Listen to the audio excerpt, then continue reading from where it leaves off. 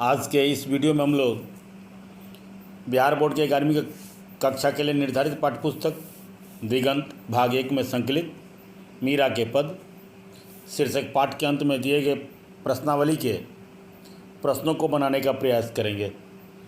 तो आइए आगे चले और देखें। इस पाठ के जो सबसे पहले प्रश्न है उसमें आपसे पूछा जा रहा है कि मीरा अपने सच्चे प्रीतम के साथ किस तरह रहने को तैयार है। तो इसके जवाब में आप लिखेंगे, मीरा अपने सच्चे प्रीतम अर्थात कृष्ण के संग हर परिस्थितियों में साथ रहने के लिए तैयार है। वह कहती है कि वे अर्थात श्री कृष्ण उसे जो पहनने के लिए देंगे वह वही पहनेगी, जो भी खाने देंगे उसे ही खाएगी। उसके प्रीतम उसे जहाँ रखेंगे मीरा वहीं रहेगी। यदि वे उसे बेच देंगे तो वह बिक जाएगी। मतलब मीराबाई हर हाल में अपने प्रीतम से अलग नहीं रहना चाहती है। क्लियर।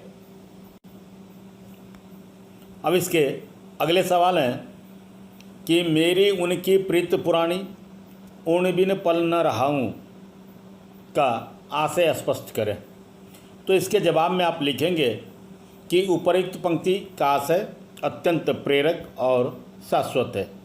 मीराबाई ने अपनी इस पंक्ति के माध्यम से जीव का ब्रह्म के साथ सच्चे संबंध को उद्घाटित किया है। जीव और ब्रह्म के बीच जब प्रेम अपने चरम पर होता है तब भक्त और भगवान के मधुर संबंध में विरह का कोई जगह नहीं होता। कारण ऐसे में भगवान से विरह की स्थिति में भक्त की मृत्यु हो जाती है। यहाँ इन पंक्तियों में कवित्री ने एक परिपक्व प्रेम का वर्णन किया है और परिपक्व प्रेम में विक्षोभ नहीं होता है। क्लियर। आगे कृष्ण के प्रीत तोड़ने पर भी मीरा प्रीत तोड़ने को तैयार नहीं है। क्यों? तो जवाब में आप लिखेंगे, कृष्ण के अन्य भक्तों में मीराबाई का स्थान सर्वोत्तम है। कृष्ण के प्रति मीरा का प्रेम ईश्वर के लिए किसी भक्त के स्नेह का अनुपम उदाहरण है। मीरा अपना सब कुछ कृष्ण को समर्पित कर चुकी है। कारण कृष्ण श्रेष्ठ हैं, अपने भक्तों के लिए दयालु हैं। वे सर्वशक्तिमान, सर्वज्ञ और सर्वाधिक गुणी हैं। उनके सामने मीरा अपने आप को तुच्छ और अकिंचन मानती है। इसीलिए मीराबाई कहती है कि अगर कृष्ण उससे नेह तोड़ भी लें तो भी वह कृष्ण से प्रीत नहीं तोड़ेगी। मतलब इस संसार में कृष्ण के जैसा व्यक्तित्व वाला दूसरा कोई नहीं है जिससे वह प्रेम कर सके। अतः मीरा किसी भी परिस्थिति में कृष्ण से प्रीत तोड़ने के लिए तैयार नहीं है। क्लियर। अब इसके अगले सवाल हैं कि मीरा ने कृष्ण के लिए कौन कौन सी उपमाएं दी हैं। वे कृष्ण की तुलना में स्वयं को किस रूप में प्रस्तुत करती हैं। तो इसके जवाब में आप लिखेंगे आप कि प्रस्तुत प्रसंगाधीन पद में मीराबाई ने कृष्ण को कई उपमाओं से संबोधित किया है।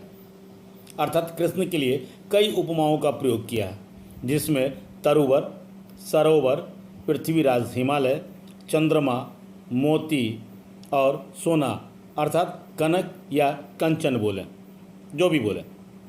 जबकि वह स्वयं के लिए पक्षी, मछली, तृण, चकोर, धागा और सुहागा के जैसे उपमाओं का प्रयोग किया है।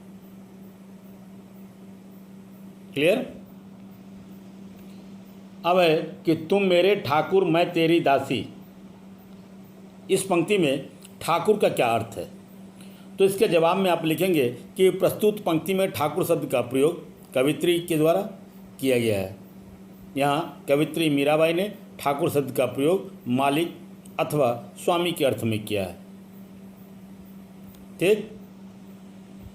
अब इसके अगले सवाल हैं कि पठित पद के आधार पर मीरा की भक्ति भावना का परिचय अपने शब्दों में दें। तो इसके जवाब में लिखेंगे, मीरा की भक्ति भावना अनन्य प्रेम का अनूठा उदाहरण है। अति सामान्य लोगों में प्रेम स्वार्थवश जहाँ वासनाओं से वशीभूत होता है, वहीं आध्यात्मिक लोगों में यही प्रेम भक्ति के रूप में उभर कर सामने आता है। वह अर्थात मीराबाई एकात्म भाव से कृष्ण को अपना आराध्य मानती है। उन्हें ही अपना असली मालिक अर्थात स्वामी मानती हुई वह कहती है, जहाँ बिठावे तित ही बैठूं, बेचे तो बिक जाऊं। इसी तरह देखें कि वह कृष्ण को अपना आराध्य भी मानती है और वह कहती हैं कि मीरा के प्रभु गिरधर नागर बार बार बलि जाऊं। ऐसे ही कभी कोई पद में कृष्ण के प्रति मीरा के अटूट समर्पण का भाव भी दृष्टिगत होता है। जैसे माई महा गोविंद गुण गाना, राजा रोटियाँ नगरी तांगा, हरी रोटियाँ कहाँ जाना। तो कभी वह वैधव्य जीवन को सांसारिक झूठ बताते हुए स्वयं को अविनाशी श्री कृष्ण की चीर सुहागिन बताती हैं और कहती हैं कि जग सुहागे मिथ्यारी सजनी, हवा हो मिट जासी, आ बरन करियाँ हरि अविनाशी, महारो काल ब्याल न खांसी। मीरा कुछ पद में तो अपने आराध्य से मनोहार भी करती है और मौका आने पर उल्हाना देने से भी उन्हें नहीं चूकती हैं। जैसे कहते हैं ना कि हरि आप हरो जनरी भीर, द्रौपदी री लाज राखी, आप बढ़ायो चिर। ऐसे ही मीराबाई विरह की समाप्ति और कृष्ण से मिलन की इच्छा रखती हैं और वह कहती हैं कि श्याम महाने चाकर राखो जी, गिरधारी लाला महाने चाकर राखो जी आदि। इसके बहुत से अब और भी हो सकते हैं। तो इस तरह हम लोग देखते हैं कि मीरा की भक्ति भावना में निस्वार्थ, निष्कलंक और सात्विक भाव दिखाई देता है, जिसमें दैन्य और माधुरी भाव के साथ साथ आध्यात्मिकता तथा संत एवं वैष्णव भक्तों का सम्मिलित प्रभाव भी है।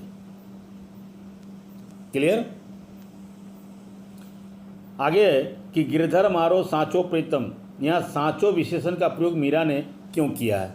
तो इसके जवाब में आप लिखेंगे कि मीराबाई राजकुल की बहू थी, लेकिन कृष्ण के प्रति उनकी दीवानगी को राणा ने अपने परिवार की प्रतिष्ठा के विरुद्ध माना और उसे अपने परिवार की प्रतिष्ठा के विरुद्ध मानकर मीरा को विस्फान करने के लिए बाध्य किया था, बाध्य कर दिया।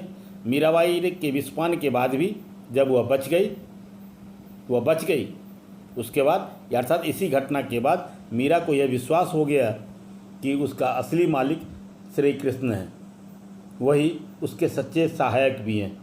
इन्हीं सब कारणों से प्रस्तुत पंक्ति में मीराबाई ने सांचो विशेषण का प्रयोग किया है। क्लियर?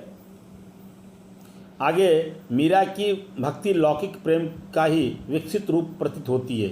कैसे? यह दोनों पदों के आधार पर स्पष्ट करें। तो जवाब में लिखेंगे हम लोग, प्रेम के दो प्रकार कहे जाते हैं, एक सांसारिक प्रेम है तो दूसरा ईश्वरीय प्रेम। ईश्वरीय प्रेम को ही लोग आध्यात्मिक प्रेम भी कहते हैं। सांसारिक प्रेम को ही ईश्वरीय प्रेम की सीढ़ी भी कहा जाता है। परिवार में ही लोग अपने पिता, माता, भाई, बहन और अपनों से पहले प्रेम करना सीखते हैं।